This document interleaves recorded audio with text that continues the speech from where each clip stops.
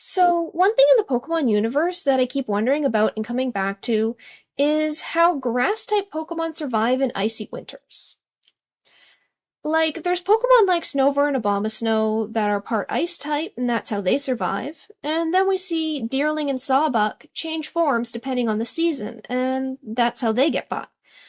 But we also know Snivy lives in the same region as Deerling, and it doesn't change forms. Does it burrow under the ground and hibernate in the winter? We're not told what happens. What's gonna happen to Bulbasaur and Leafeon here if I were to toss them out into the snow right now?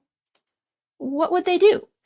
I feel like Bulbasaur is one that would probably burrow under the ground, but then that still leaves us wondering about the bulb.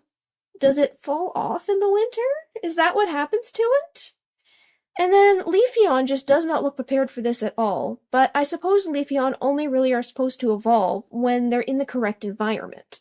So Leafeon might be relatively safe from this happening. But if a trainer were to take it to an ice-type gym and let out its Pokeball, it might get sick really, really fast. I can only assume that grass-type Pokemon living in colder regions probably have shorter lifespans than the ones living in a tropical environment, which is kind of sad to think about. I hope the Pokemon Company in time decides to answer more questions about these environmental concerns with Pokemon, because I would really like to know. It's an interesting bit of world building. Thanks for listening.